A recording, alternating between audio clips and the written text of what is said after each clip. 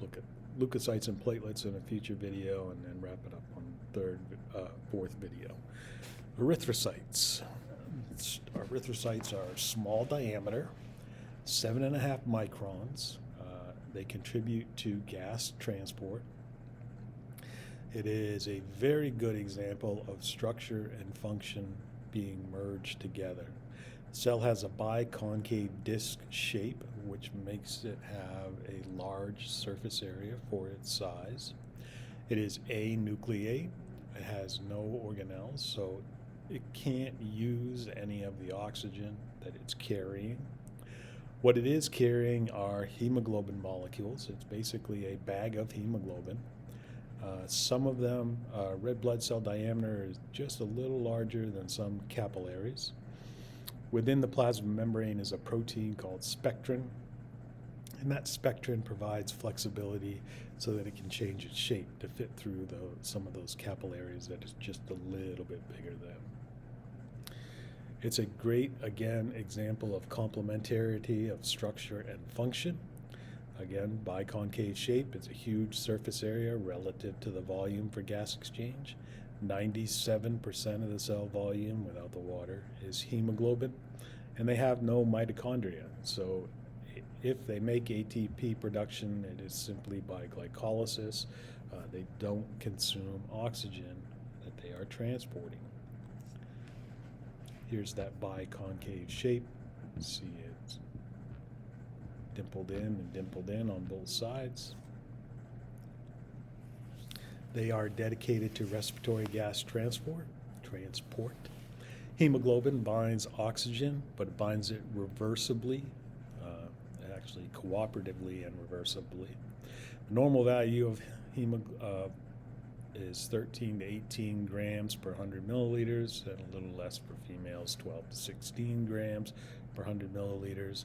That hemoglobin is a red heme pigment bound to the protein globin. And globin is made up of 4 polypeptide chains. There are 2 alpha chains and 2 beta chains that are identical. 2 alpha identical, 2 beta are identical. And the heme pigment is bounded to each globin chain, which gives blood the red color.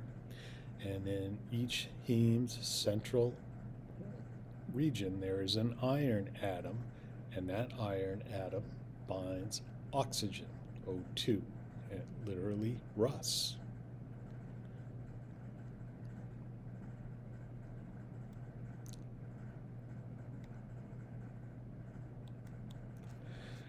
Each hemoglobin molecule can transport 4 oxygen molecules. Each red blood cell contains 250 million hemoglobins, so that's 250 million times 4. Oxygen is loaded in the lungs. When oxygen is bound to hemoglobin, it is called oxyhemoglobin. It is a bright ruby red.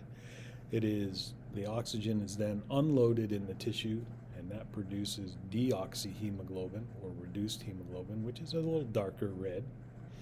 A little bit of CO2 is loaded onto hemoglobin at a different location than the oxygen at the tissues, so not on the iron molecule. And when that happens, we get what is known as carbaminohemoglobin. Erythrocytes are produced in a process called hematopoiesis. Actually, hematopoiesis covers all the blood cells. It occurs in red bone marrow, composed of reticular connective tissue and blood sinusoids. In an adult, that can be found in the axial skeleton, the girdles, and the proximal epiphyses of the humerus and femur. There are hematopoietic stem cells, and in this case they would be hemocytoblasts, that would give rise to the formed elements, and then under the control of different hormones and growth factors, that hematopoietic stem cell can go down one of the lineages to become any one of the formed elements. Once they become committed to that pathway, they don't change.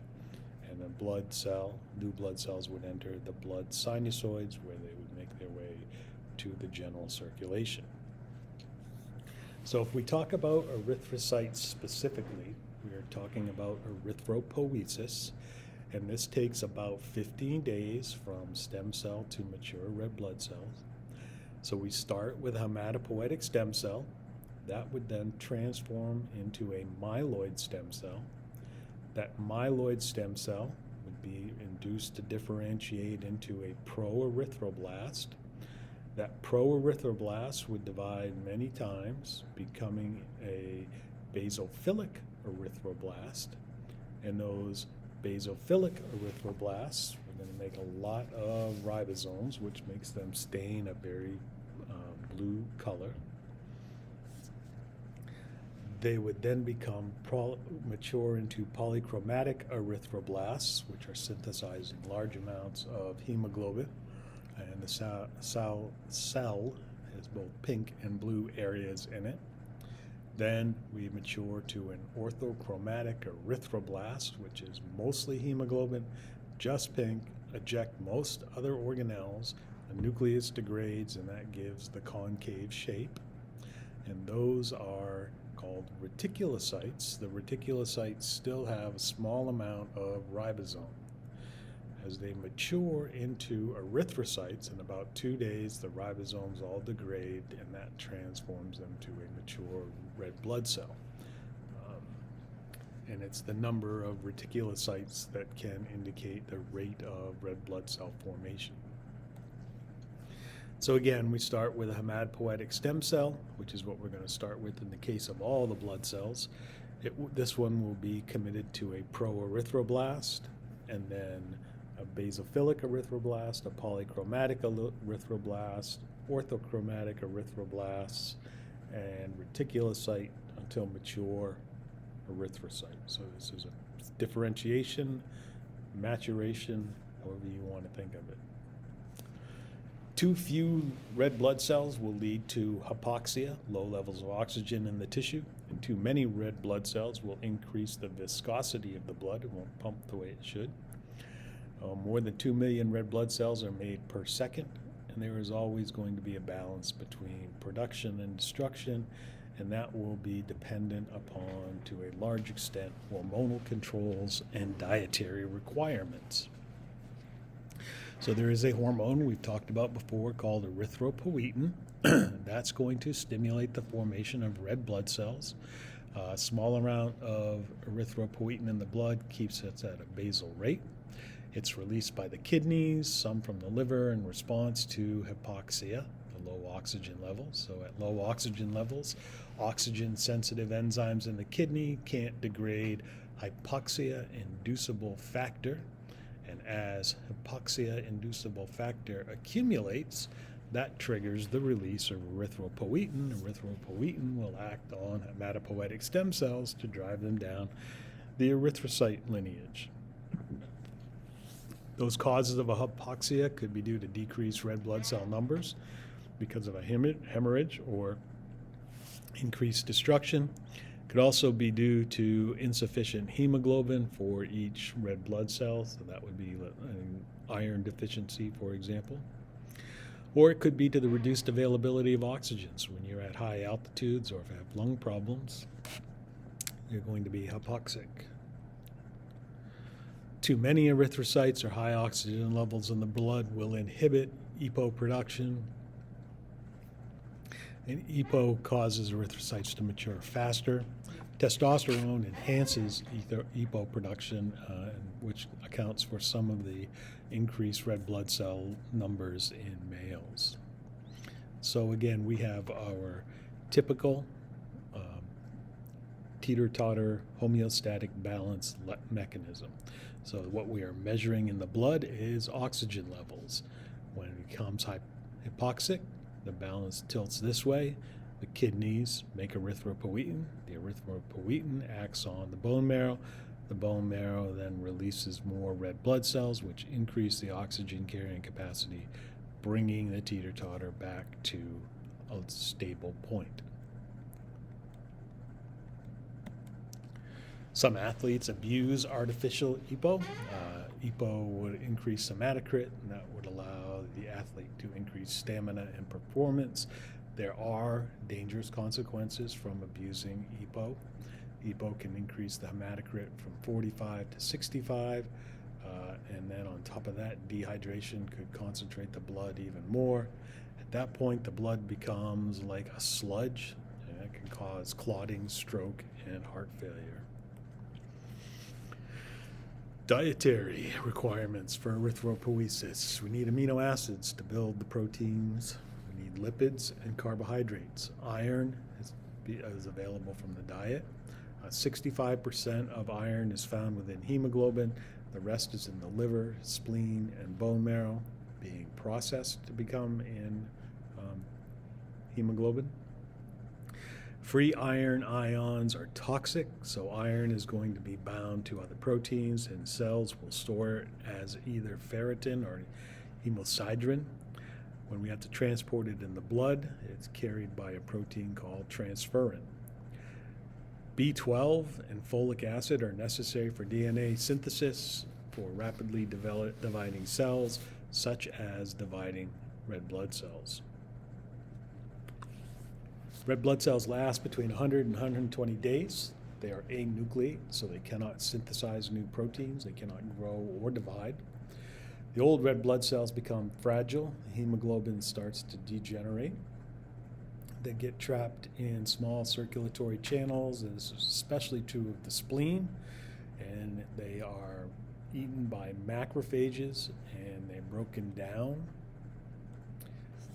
The red blood cell is broken down into heme, iron, and globin. Those three things are separated from each other. The iron binds to ferritin or hemosiderin and stored for reuse. Hemoglobin will be degraded to a yellow pigment called bilirubin. The liver will then secrete the bilirubin into the intestines, and that will be further degraded into a pigment called urobilin. And then the urobilin is transformed into a brown-colored pigment called stercobilin, and that stercobilin leaves the body in the feces, giving them their brown color. Globin is metabolized into its individual amino acids, which are released into circulation for use by other cells. So if we followed the life cycle of a red blood cell, low oxygen levels in the kidneys would cause the kidneys to produce erythropoietin. Erythropoietin would make its way to the blood, raising blood levels, and that would be detected in the bone marrow, where we would go down the erythrocyte lineage of differentiation and then release red blood cells to the bone marrow. From the bone marrow, red blood cells, from the bone marrow to the circulation. From the circulation, we would send the old red blood cells to the spleen. The spleen would break them down into the globin, which would be divided to amino acids, which would go back to circulation, to the heme, where iron would be recovered from the heme, and the globin would be broken down and passed through the intestines to be released in the form of stercobilin. So most erythrocyte disorders are classified as either anemia or polycythemia, too little or too many red blood cells. So in anemia, blood has an abnormally low oxygen carrying capacity, too low to support normal metabolism. Signs of a problem rather than the disease itself. So you really don't have anemia. Anemia is a sign of some other disorder. The symptoms of anemia would include fatigue, pallor, dyspnea, and chills. And there are basically three kinds of anemia that are based on the root cause, either blood loss, not enough red blood cells produced, or too many red blood cells being destroyed. So for blood loss, we could have hemorrhagic anemia, which would be a rapid blood loss, a severe wound. That would be treated with blood replacement. Chronic hemorrhagic anemia would be less of a blood loss, but on a more persistent basis. Hemorrhoids can do this, bleeding ulcers can do this. And in order to stop, in either of these cases, the problem, you have to treat the cause of the blood loss. In an iron deficiency anemia, That can be caused by a hemorrhagic anemia, but it also could be caused by low intake of iron or impaired absorption of the iron. And when you have that, your red blood cells are not normal. They're called microcytes. They're small, pale in color. Can't synthesize hemoglobin because there's a lack of iron, and iron supplements can help with that. Pernicious anemia is an autoimmune disease that destroys the stomach mucosa, and on that stomach mucosa are cells that produce something called intrinsic factor. Intrinsic factor is necessary for you to absorb vitamin B12 from your diet, and B12 is needed to help red blood cells divide. So without B12, the red blood cells enlarge but can't divide, and you get what are known as macrocytes. B12 can't be absorbed through the digestive system, so you either have to have B12 injections or a nasal gel so you can absorb it through your mucosa. This can also be caused by a low dietary intake of B12, so even if you can absorb it and you're not eating it, you still can have the same pernicious anemia. Vegetarians sometimes run into this problem. Renal anemia is caused by a lack of EPO, and it often accompanies renal disease. So if you don't have kidneys, you don't have enough EPO, and that can be treated with synthetic EPO. Aplastic anemia is because of the destruction or inhibition of red bone marrow caused by drugs, chemicals, radiation, or viruses. Usually it's an unknown cause. Here, all the formed elements are going to be affected. They results in anemia as well as clotting and immunity problems. Treatment for this over the short term are transfusion, stem cell transplants over long term. Too many red blood cells being destroyed could also be premature lysis of the red blood cells. They would be known as hemolytic anemias. They could be caused by incompatible transfusion or infection. Hemoglobin abnormalities are usually genetic disorders with problems in the globin protein. Some of the more common ones or the more famous ones would be thalassemias and sickle cell anemia. In a thalassemia, which is typically found in people who have a Mediterranean family history, one of the globin chains is absent or faulty, resulting in red blood cells that are thin, delicate, and deficient in hemoglobin. There are a lot of subtypes of thalassemias, some that range in severity from very mild to extremely severe. Those very severe cases may require up to monthly blood transfusions. In sickle cell anemia, we have a mutated hemoglobin called hemoglobin S. It is not a big mistake. It's only one amino acid wrong out of 146, but that one amino acid results in a very profound conformational or shape change to hemoglobin S when oxygen levels are low. Those misshapen red blood cells, which kind of look like the end of a sickle or a fragment of the waning or waxing moon, results in poor oxygen delivery and blocking of capillaries, which can lead to pain. It is most prevalent in the United States in black people, anyone whose descendants came from the malarial belt where malaria is endemic.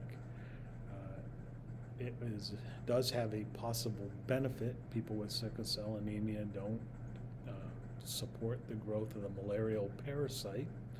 So being a heterozygous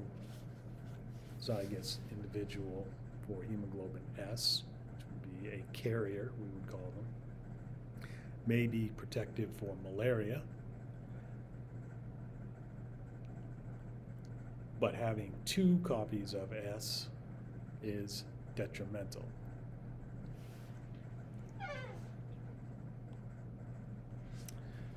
So in sickle cell anemia, you treat the acute crisis with transfusion.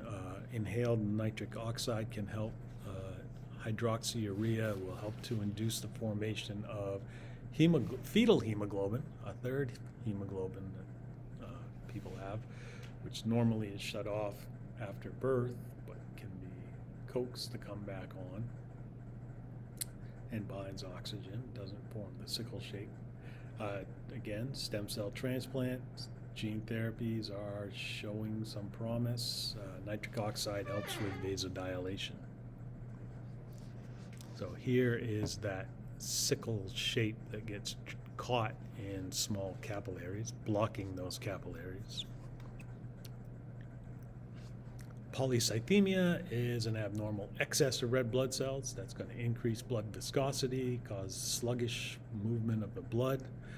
Polycythemia vera is a bone marrow cancer that leads to excessive red blood cells. The hematocrit can go up as high as 80, and that is treated with a therapeutic phlebotomy. So you actually bleed these patients. Secondary polycythemia is caused by low oxygen levels, so moving to a high altitude, or increased EPO production. Here you have more red blood cells, but it's in response to low oxygen carrying levels. So that leads to possibly blood doping, in which athletes would remove, store, and then reinfuse their red blood cells before an event, helping to increase their oxygen levels and make them have more stamina. And I'll stop there.